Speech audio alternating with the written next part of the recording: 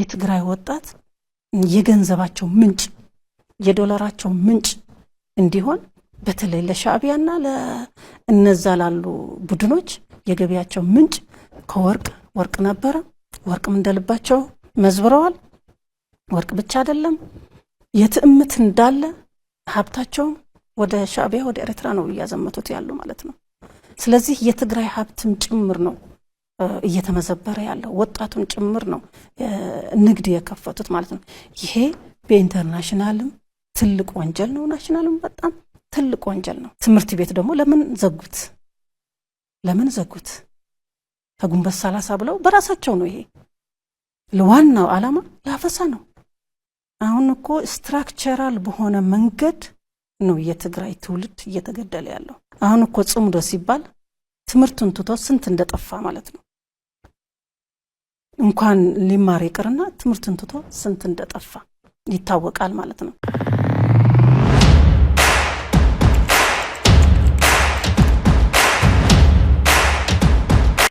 ሰላም ጤና ይስጥልን ውድ ቤተሰቦቻችን እንዴት አላችሁ? ይህ ዘኢትዮጵያ የዩቲዩብ ቻናላችን ነው። ከባልደረባዬ ጥላሁን አክሊሉ ጋር በመሆን በወቅታዊ ፕሮግራም ወደ እናንተ መጥተናል። እስከ ፕሮግራማችን ፍጻሜ ድረስ የምናነሳቸውን ጉዳዮች እየተከታተላችሁ ሀሳብ አስተያየቶቻችሁንም ከስር ባለው የሀሳብ መስጫ በኩል እያቀበላችሁን ትከታተሉን ዘንድ የአክብሮት ግብዣችን ነው። ከኛ ጋር ነው። ጥሌ እንዴት አለ? አለው እግዚአብሔር ይመስገን አለን። ኬሪያ ኢብራሂም በጣም አነጋጋሪ ሀሳቦችን ሰንዝረዋል። የቀድሞዋ ምንድነው የፌዴሬሽን ምክር ቤት አፈ ጉባኤ እንደነበሩ ይታወሳል። የህወሓት ከፍተኛ አመራርም እንደነበሩ ይታወሳል። የማዕከላዊ ቢሮም አባል ነበሩ። ትልቅ ስልጣን የነበራቸው ተሰሚነትም ጭምር የነበራቸው ሰው እንደነበሩ ይታወቃል። ወይዘሮ ኬሪያ ኢብራሂም የለውጡ መንግስት በመጣ ማግስት ታስረው እንደነበረም ይታወሳል። ከዛ የጦርነቱም ተሳታፊ ነበሩ። በኋላ ነው እንግዲህ አሁን ከአቶ ጌታቸው ረዳ ጋር በመሆን ወደ አዲስ አበባ መጥተው ስምረት የሚባል ፓርቲ አቋቁመው እና የሚሰጧቸው ሀሳቦች ላይ ከህወሓት ተቃራኒ የሆኑ ጉዳዮችን ማንሳት የጀመሩ ባለስልጣን ናቸው እና ከኢዜአ ጋር ቆይታ ነበራቸው። እዚህ ቆይታ ላይ ያነሱት አንዱ ነገር ምንድነው የትግራይን ተተኪ ኃይል አዲሱን ወጣት አሁን ያለው የህወሓት ቡድን ሆን ብሎ መዋቅራዊ በሆነ መንገድ እያመከነ ነው የሚል ሀሳብ ይሰጣሉ። ህወሓት ደግሞ በተቃራኒው የህልውና ስጋት ስላለብኝ ነው ወጣቶችንም ማደራጀው የሚል እንደውም ያስገድጃ አይደለም ማፍሰው ነው የሚለው እሱ። እሳቸው ግን አስገድዶ በማፈስ ሆን ብሎ እያመከነ ነው ተተኪውን ቡድን የሚል ሐሳብ ነው ያላቸው። የአንድ ፓርቲ አካላት የነበሩ ሰው ናቸው። አሁን እንዲህ በቃላት ተለያይተው መነታረካቸውን እያየን ስለሆነ ነው እንጂ። ስለዚህ ወይዘሮ ኬሪያ ኢብራሂም ትውልድ እያመከነ ነው ይላሉ ህወሓት ደግሞ የህልውና ስጋት ስላለብኝ ነው ዝግጅት ማድረገው ነው የሚለው። እንዴት ነው የምናስተናግደው? ኦኬ ጥሩ። እንግዲህ የቀድሞ የፌዴሬሽን ምክር ቤት አፈ ጉባኤ የነበሩት ወይዘሮ ኬሪያ የሚታወቀው በ2013 ከህወሓት ጋር በነበረው ግጭት በህወሓትና በመከላከያ ሰራዊት በነበረው ግጭት እሳቸው የቲፒኤልኤፍ አባል ስለነበሩ የፌዴሬሽን ምክር ቤትን ጥለው ነው ትግሉን የተቀላቀሉት ማለት ነው። ትግሉን ተቀላቅለውም ያው በዛ ቦታ ላይ ብዙም አልቆዩም። በጦርነቱ ቲፒኤልኤፍ እንደተሸነፈ እሳቸው ወደዚህ ከዛ ከእንትኑ ውስጥ ወጥተው መጀመሪያ ንግግር ተናግረው ነበር በመቃወም። አሁን ደግሞ የበለጠ ተቃውሟቸውን አስፍተው የህወሓትን ገበና የማጋለጥ ያክል ነው የተናገሩት። እንግዲህ ከእሳቸው በላይ ምስክር ሊሆን የሚችል ሰው የለም ስለ ህወሓት የህልውና ጥያቄ ነው፣ የትግራይ መከበብ ነው ምናምን ነው ብሎ የተለያዩ ምክንያቶችን ቢደረድርም እሳቸው በህወሓት ውስጥ ትልቅ አመራር የነበሩ ሰው ናቸው። የህወሓትም ቁልፍ ሰው ነበሩ። በህወሓትም አምነው ስለሆነበረ ነው ፌዴሬሽን ምክር ቤትን የሚያክል ትልቅ ስልጣንን ጥለው ወደዛ ክልል የበረሩት ወደ ጦርነት። እንደውም በጣም ብዙ አግራሞትን ፈጥረው ነበር በወቅቱ ትዝ የሚል ከሆነ። እንዴት አንድ የፌዴሬሽን አፈ ጉባኤ እንደ ተራ ነገር ጥሎ የትግራይን ኃይል ወይም ከህወሓት ጋር ይቀላቀላል እና የተሳሳተ አቋም እንደወሰዱ ነበር ብዙ ሰው የተረዳው። ትክክልም ነው። ያንን ማድረግ አልነበረባቸውም። ከዛ በኋላ ተጸጽተው ከቲፒኤልኤፍ ሽንፈት በኋላ ያው ለአንዳንድ ሚዲያዎች ሀሳባቸውን ተናግረው ነበር። እንደጠበቁት እንዳልሆነ ነው የተረዱት። ምክንያቱም የጦርነቱ መንስኤ ሲጀመር ምክንያታዊ አይደለም። በቲፒኤልኤፍ ፕሮፓጋንዳ ተስበው ነው እሳቸው ጥሪ አድርጎ ነበር። ትዝ ይል እንደሆነ ሁሉም እሳቸው ብቻ አይደሉም። እነ ፈትለወርቅ ሞንጆሪኖ የኢንዱስትሪ ምናምን ሚኒስትር ሆና ነበር። ሌላም ከማናት ሙሉ አለም ናች የምትባል ሴትም ፓርላማ ውስጥ የነበረች እሷም ትላይታለች። እና በፌዴራል አመራር ውስጥ ያላችሁ በምክር ቤት አመራር ያላችሁ ሁሉ ጥላችሁ ነው በሚል ነው ጥሪ ያቀረበው። እሱ ወዳዘጋጀው የጦርነት ድግስ እንዲቀላቀሉለት ማለት ነው። በዚህ ጦርነት ድግስም ቀላል የማይባሉ የራሱን አመራሮች አጥቷል። ዋና ዋና አመራሮች እነ ስዩም መስፍን እና አስመላሽን እና አባይ ፀሐይን የመሳሰሉትን እነዚህ አጋጣሚ ከዛ ከጦርነት በህይወት ተርፈው ነው እንግዲህ ዛሬ ያሉት እና ከዛ እሳት ውስጥ ወጣ እቺ ኬሪያ ለዚህ በመብቃቷም ጥሩ ነው፣ ደስ ይላል ማለት እግዚአብሔር ማተርፏታል።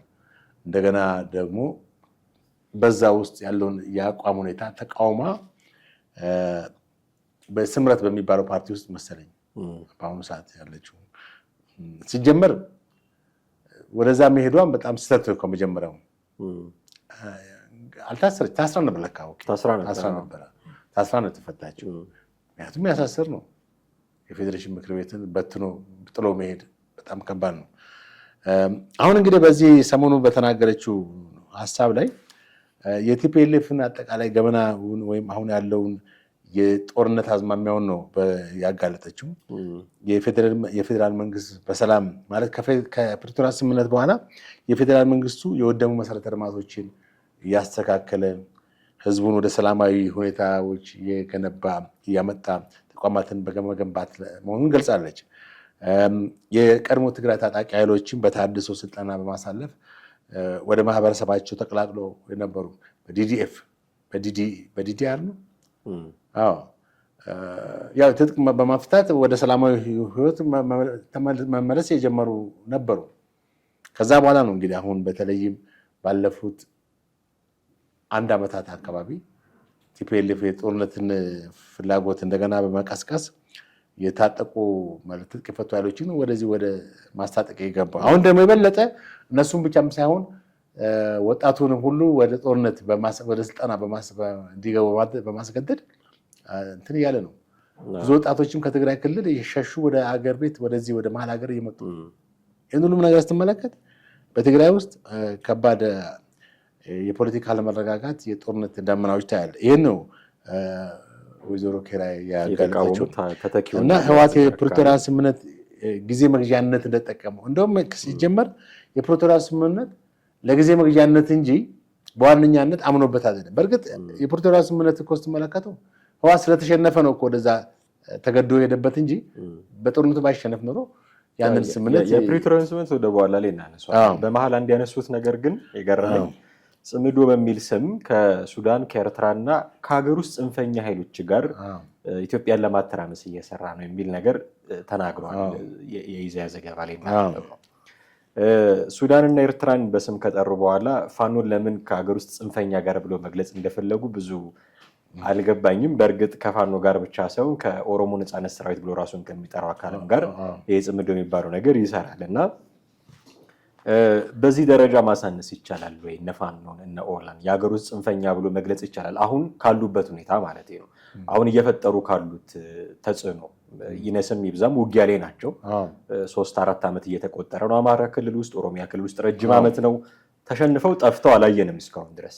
ይነስም ይብዛም እንደው ከተማ ሙሉ መቆጣጠር ባይቻላቸው ትንሽ ረብሻ ደግሞ መፍጠር አያቅታቸውም እና እንደዚህ እያደረገን ያለ አካል እንደው ቀለል አድርጎ የሀገር ውስጥ ጽንፈኞች ብሎ ማለፍስ ይቻላል? ሰዎቹ እነዚህ ፋኖም ይሁን የኦሮሞ ነፃነት ሰራዊት ፖለቲካል ኢንቴንሽን ያላቸው ሰዎች ከመሆናቸው አንጻር ቃል በቃል 4 ኪሎ መግባት እንፈልጋለን የምንታገለው ለስልጣን ነው የሚሉ ሰዎች ከመሆናቸው አንጻር እንደው ዝም ብሎ ጽንፈኛ ብሎ ማለፍስ ይቻላል ወይ ብዬ ነው። እንግዲህ ጽንፈኛ የሚለው ቃል መጀመሪያ ምንድን ነው የሚለውን ስንመለከተው ጽንፈኛ ማለት አንድ ጎራ ወይም አንድ አይነት ሁለገብ ያልሆነ አስተሳሰብን የሚያራምድ ማለት ነው። በአንድ ወገን ስፔሻሊ አሁን ጽንፈኝነት ከብሔርተኝነት ጋር የተያዘ ነው። በያዘው አቋም በጣም ኤክስትሪሚዝም ሲያቀነቅን ነው። አሁን ሸኔን ጽንፈኛ የምትለው ለምንድን ነው? ለኦሮሞ ሕዝብ ብቻ ስለመገንጠል የሚያስብ እንትን ነው። በተመሳሳይ ፋኖም ያው ከጽንፈኝነት ለአማራ ህዝብ ብቻ የሚታገል ከመሆኑ አንፃር የአማራን ህዝብ ነፃ ለማውጣት ነው ብሎ ከተነሳበት አጀንዳ አንፃር ያው ጽንፈኝነት ማለት ብሔርተኝነት ጋር የተያዘ ነው። ያንን ነው የጠቀሱት። እዚህ ጋር አለመጥፋታቸው የጥንካሬያቸው እንትን አያሳይም። ያልጠፉት ጠንካራ ስለሆኑ ማለት አይቻልም። ምክንያቱም በ3 ሳምንት እናጠፋቸዋለን ተብሎ ነበር የጀመረው ብዬ ትክክል እንደዛ ብሏል መንግስት ብሎ ነበረ። ነገር ግን እነዚህ ኃይሎች ያልጠፉት በጠንካራ ስለሆኑ ነው ማለት አይደለም። አንደኛ የውጊያው ባህሪ ምን ይመስላል የሚለውን ነገር ማየት አለብን። ውጊያው በመደበኛ የውጊያ ሁኔታ አይደለም የሚታየው። ለምሳሌ ኃይላቸው ሲዳከም የመበታተን የመሰወር እና የመደበቅ ሁኔታ ይኖራል። ከዛ በኋላ ደግሞ አጋጣሚዎችን ሲያገኙ ኮንቬኒየንት የሆነ ነገር ሲያገኙ ደግሞ እንደገና የመደራጀት ሁኔታ ነው። ስለዚህ በዚህ ሁኔታ ላይ ጊዜ ሊሄድ ይችላል ማለት እነሱም ኤግዚስት ሊያደርጉ ይችላሉ፣ ኤግዚስታንስ ሊኖራቸው ይችላል እንጂ ይሄ የጥንካሬያቸውን ሁኔታ የሚያሳይ አይደለም። ከሀገር ውስጥ ጽንፈኛ ኃይሎች ያሉበት ሁኔታ እንግዲህ ምን ሌላ ቋንቋ ሊሰጣቸው ይችላል? ራሳቸው የሚጠሩበት ስም አላቸው ነው። አማራ ውስጥ ያለውም ፋኖ ነው የሚለው ራሱ እነሱም ራሳቸውን አሸባሪዎች በዓለም ላይ ለምሳሌ ሽብርተኝነት የሚያካሂዱ ሰዎች እኮ አሸባሪ ነን አይሉ። ለምሳሌ የነጻነት ተዋጊዎች ነን ነው የሚሉት። የነጻነትና ኤክስፒሪየንስ ብንወስድ ለምሳሌ እሳቸው ከህወሓት ጋር ፍቅር በነበሩበት ዘመን ራሳቸውን ህወሓት ብለው ነው የሚጠሩት። መንግስት አካባቢ ያሉ ሰዎች ደግሞ ወይ ወያኔ ነው የሚሏቸው ወይ ደግሞ ማነው ጁንታ ነው የሚሏቸው። ጁንታ ተብለው እንዲገለጹ ራሳቸውን አይፈልጉም ስም ስላላቸው ህወሓት የሚል። አሁን ተቃራኒውን አቋም ሲይዙ ራሱ እንዲጠራበት በሚፈልገው ስም ፋኖን መጥራት ነው የሚሻላቸው ወይስ ጽንፈኛ ብሎ ሌላ ቃል መጠቀም ነው ወይ ብዬ እንግዲህ ይህን መመለስ የሚችሉት ራሳቸው ይመስሉኛል በአንደኛ ደረጃ። ግን እኔ በራሴ እይታ ስናገረው ጽንፈኛ የሚለው ቃል በብሔር ለሚደራጁት ወይም የብሔር ፖለቲካ ለሚያራምዱት ኃይሎች ሁሉ ትጥቅ ትግል ስለያዘ ብቻ አይደለም። ትጥቅ ትግል በያዙም ጽንፈኝነት የአንድ ጠርዝ የረገጠ የፖለቲካ አስተሳሰቦች ወይም ጽንፈኛ የሆኑ የፖለቲካ አስተሳሰቦች። ይህ ማለት ግን ለብሔር መታገል ችግር ያለው ማለት አይደለም። ለአንድ ብሔር መታገል ኖርማል ነው። ችግሩ የብሔሩን የበላይነት ለማስጠበቅ የሚካሄደው ወይም ብሔሩ በቃ የበላይ ነው ብሎ የሚካሄደው ትግል ነው ጽንፈኝነትን የሚያመጣው። እና በብሔርተኝነት ጎራ ላይ ስትመለከቱ ፖዚቲቭ ብሔርተኝነት አለ፣ ኔጋቲቭ ብሔርተኝነት አለ እንጂ አንድ ብሔር ከሌላው ብሔር ጋር በተለያዩ ነገሮች ተጠቃሚ የሚሆን የሀገሪቷን ሀብት በመጠቀም ደረጃ፣ በስልጣን ደረጃ፣ በኢኮኖሚ ደረጃ እኩልነት እንዲያገኝ መታገል ምንም ችግር የለውም። ይሄ ብሔርተኝነት ጽንፈኝነት አያስብልም። ጽንፈኝነት የሚያስብለው ከዚህ ወጣ ብሎ በመሄድን ወይንም በቃ የራስን ብሔር ብቻ የዚህ ተጠቃሚ ለማድረግ መሞከርን ወይም ተጎጂዎች እኛንን ብሎ ከዛ በመነሳት መብትን ለማስከበር የሚካሄደው እንቅስቃሴ ነው። ወይ ሌሎችን ብሔሮችም ሁኔታ ከግምት ውስጥ ያላስገባ በሚሆንበት ሰዓት ነው እና ከዛ አንጻር ይመስለኛል ጽንፈኛ የሚለውን ሀሳብ የሰነዘሩት። ስለ ጊዜያዊ አስተዳደሩም እንዲሁ አንስተዋል። ጊዜያዊ አስተዳደሩን አፍርሶ የጨረባ ምርጫውን አድርጎት የነበረውን የጨረባ ምርጫ በመመለስ ራሱ ለዳግም ጦርነት እያዘጋጀ ነው ብለው ህወሓትን ተችተዋል። እኔ የገረመኝ አሁን እሳቸው የጨረባ ያሉት ምርጫ ላይ ግን ያኔ ተሳትፎ ነበራቸው አይደለም? ያኔ ሲሳተፉ ለምን የጨረባ አላሉትም? አሁን ለምንድን ነው የጨረባ መሆኑ ትዝ ያላቸው? ይሄ እኮ በፖለቲካ ውስጥ አንድ ሰው በአንድ የፖለቲካ ፓርቲ ውስጥ በአንድ የፖለቲካ ሲስተም ውስጥ ይሆንና የዛ ፖለቲካ ሲስተም ውስጥ ያራምድና ከዛ በኋላ ተቃውሞ ሊወጣ ይችላል። በየትኛውም በኢትዮጵያ ውስጥ ያለ ነው። የመንግስት አካል የሆኑ ሰዎች ከዛ ሳይጥማቸው ሲቀር በቃ አካሄዱን ሁሉ የተበላሸ መሆኑ ሲታያቸው ወጥተው የራሳቸውን አቋም ይዙበት ሁኔታ አለ። እንደገና በተቃዋሚ ውስጥ ፖለቲካ ውስጥ ሆነው ደግሞ ያንን ተችተው ወደ መንግስት የሚገለበጡበት ወይም ኒውትራል የሚሆኑበት ሰዎች ሁኔታ አለ። ለምን በዛ ቆርበው አልቆረቡም እኮ በዛ ግን ኢንሲደንቱ አንድ ነው፣ አንድ ምርጫ ነው። እሱን አንዱ ነው ምርጫ የእሳቸው ከአቶ ጌታቸው ጋር ማነጻጸር ይቻላል። አቶ ጌታቸው እንግዲህ ከእሳቸው በላይ የፓርቲው ሊቀመንበር ነበሩ። ለምን ተቃወሙት? ህወሓትን በአሁኑ ሰዓት እንደ አቶ ጌታቸው የሚቃወም ሰው የለም።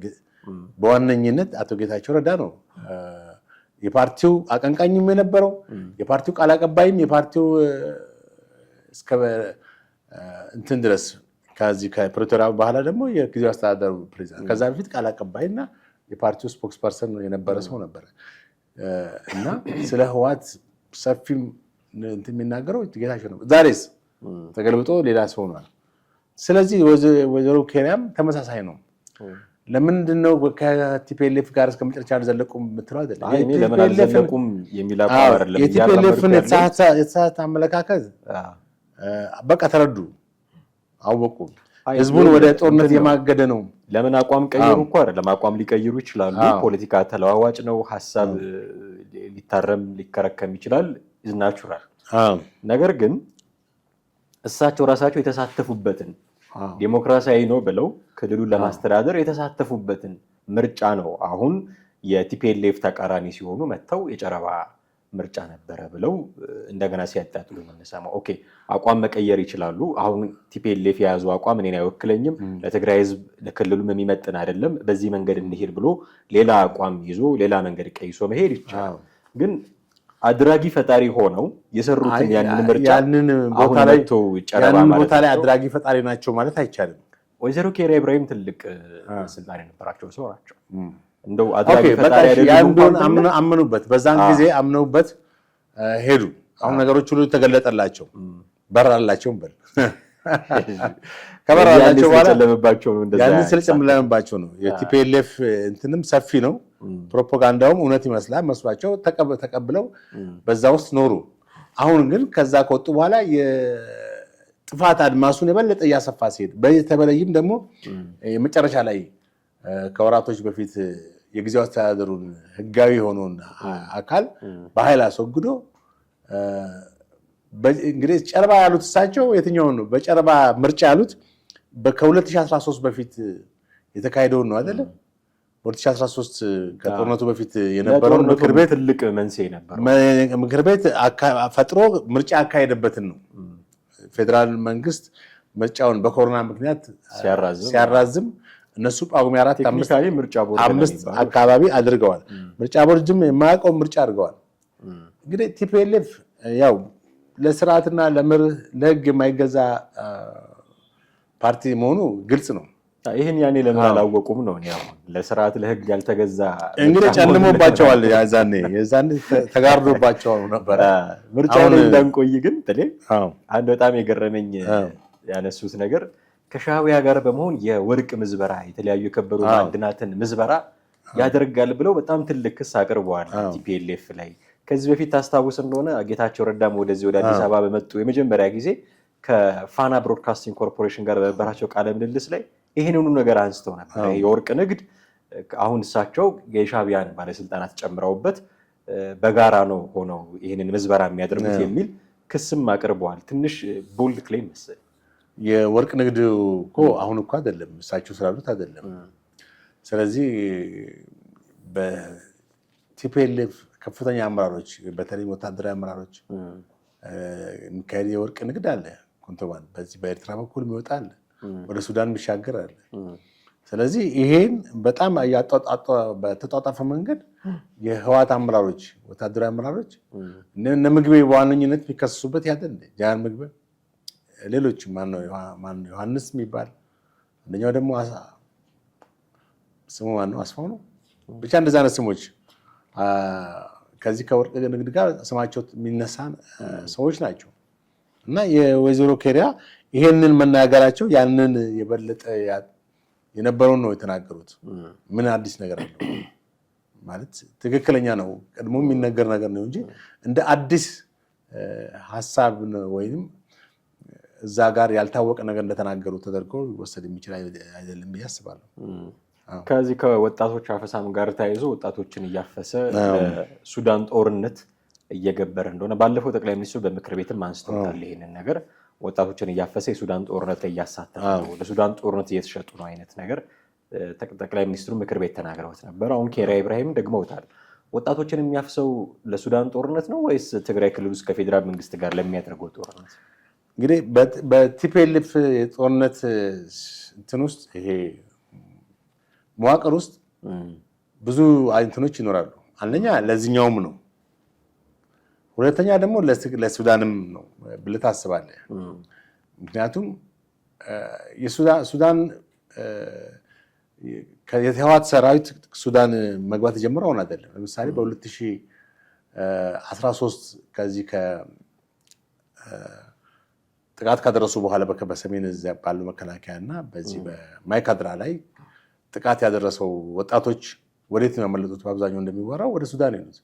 እዛ ሄደው የሱዳንን ጋር ተቀላቅለዋል ነው የሚባለው። እንግዲህ በዛ ውስጥ አንድ ትልቅ የህወሓት ሰራዊት በሱዳን ተቀላቅሎ እየሰራ ነው።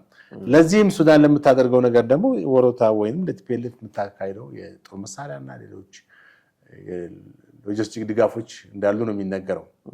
ስለዚህ ህወሓት ይህን ያደርጋል ወይ ተብሎ ጥያቄ የሚነሳበት አይደለም። ህወሓት ምንም ከዚህ በላይ ሊያደርግ ይችላል፣ ከዚህ በላይ ምክንያቱም የኢትዮጵያን ህልውና የማይፈልግና ኢትዮጵያ እንድትፈራረስ የሚፈልግ እስከሆነ ድረስ ከማንኛውም የኢትዮጵያ ጠላት ጋር የመቧደንና የመገናኘት ህብረት የመፍጠር ፍላጎቱ አሁንም አለ። ምክንያቱም በታሪክም ቲፒኤልኤፍ የሰራቸው ሁኔታዎችን ስትመለከት ይሄ ምንም ሊያስደንቅ አይገባም። አንደኛ ከሱዳን ጋር ያለው ግንኙነት አዲስ አይደለም፣ የቆየ ነው። በትጥቅ ትግል ላይ ያለ ጫካ ውስጥ እያለ ከሱዳን ጋር ነበረ። ዋነኛው እንደውም ኮማንዶ ሱዳን ውስጥ የነበረ ነው። ደርግ ጋር እየተዋጋ ባለበት ጊዜ በዛ አድርጎ ነው ኮማንድ ፖስቱን ሲጠቀም የነበረው። ከዛ በኋላም ከሱዳን ጋር በስልጣን ላይ ያው የሀገር መንግስት መስርቶ ስልጣን ላይ ሆነ እንጂ ከሱዳን ጋር ያለውን ግንኙነት አላቋረጠም። አሁን ደግሞ በዚህ ባለበት ሁኔታ የትግራይ ክልል ውስጥ ተሰብስቦ ያው የጠባጫሪነቱና ሌሎች ነገሮች እንደቀጠለ ሆኖ ከሱዳን ጋር ግንኙነት እንዳለው ነው መረጃዎች የሚያሳዩት። በተለይ ከወልቃይት ጋር በተያያዘ ወልቃይት ሞር ስትራቴጂ ስለሆነ አሁን ወልቃይት በአሁኑ ወቅት ለህወሓት ትልቅ እንደ አይን ብሌን ነች። በቃ ያንን መልሶ ማግኘት ትልቅ ዓላማ አለው። ያንን ሲያገኝ ደግሞ ኢትዮጵያን የማፈራረስና ኢትዮጵያን ለውጭ ጠላቶች አጋልጦ የመስጠት ሁኔታው በጣም ለሱ ይመቸዋል ብዬ አስባለሁ። የሆነ ሆኖ እንግዲህ እንዲህ ባለው ሁኔታ ነው ያለው። ማብቃት ይኖርብናል። እዚህ ላይ የዛሬ ፕሮግራማችንን ጥሪ እጅግ አድርጌ አመሰግናለሁ። በርካታ ነገሮችን አንስተናል። ወደ ቤተሰቦቻችን እናንተም ከኛ ጋር ነበራችሁ ቆይታ እጅግ አድርገን እናመሰግናችኋለን። በሌላ ጊዜ በሌላ ርዕሰ ጉዳይ እንጠብቃችኋለን። አብረናችሁ የቆየነው ጥላሁን አክሊሉና ማህደገፋ ነበርን። ሀሳብ፣ አስተያየት፣ ጥያቄዎቻችሁን በተለመደው መንገድ በኩል አድርሱን፣ እንመለከተዋለን። ለዛሬው እጅግ አድርገን እናመሰግናለን። ጤና ይስጥልን።